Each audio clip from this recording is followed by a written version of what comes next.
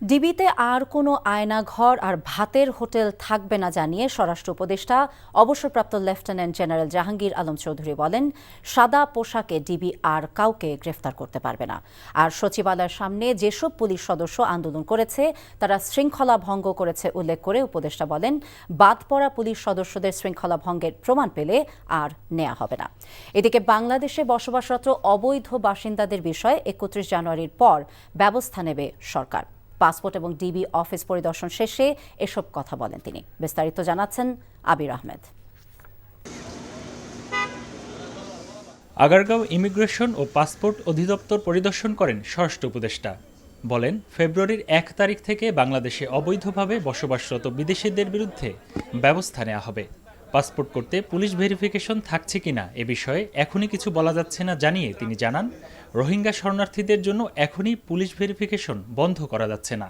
আমাদের দেশে বিদেশি অনেকেই আছে যাদের কোনো ভিসা নেই। ৩১ পরে জানুয়ারির পরে তাদের আমরা আইনগত ব্যবস্থা নিব।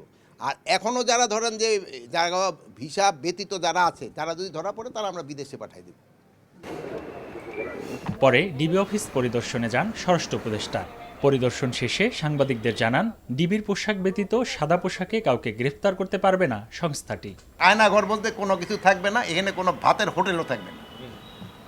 আর প্লাস এই ডিবিদের ক্ষেত্রে এইও বলা হয়েছে যে এরা সিভিল ড্রেসে কাউরে অ্যারেস্টও করবে না, তাদের জ্যাকেট অবশ্যই পরিধান করতে হবে, তাদের আইডি কার্ড শো করতে হবে। সীমান্ত পরিস্থিতি নিয়ন্ত্রণে থাকলেও মিয়ানমার থেকে মাদকের চালান হয়, তাই সে বিষয়ে কঠোর নজরদারি রয়েছে বলেও জানান স্বরাষ্ট্র উপদেষ্টা। এদিকে অব্যাহতি পাওয়া পুলিশের ৪০তম ব্যাচের ৩২১ জন ক্যাডেট সাব ইন্সপেক্টরকে চাকরিতে পুনর্বহালের বিষয়টি বিবেচনার আশ্বাস দিয়েছেন স্বরাষ্ট্র সচিব নাসিমুল গনি। দুপুরে সচিবালয়ে তার সাথে সাক্ষাৎ শেষে এমন আশ্বাসের কথা জানান ৩ সদস্যের প্রতিনিধি দলের সদস্যরা।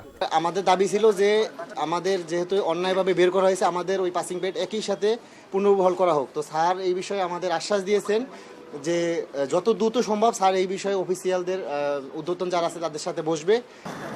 আবির আহমেদ, এনটিভি নিউজ, ঢাকা।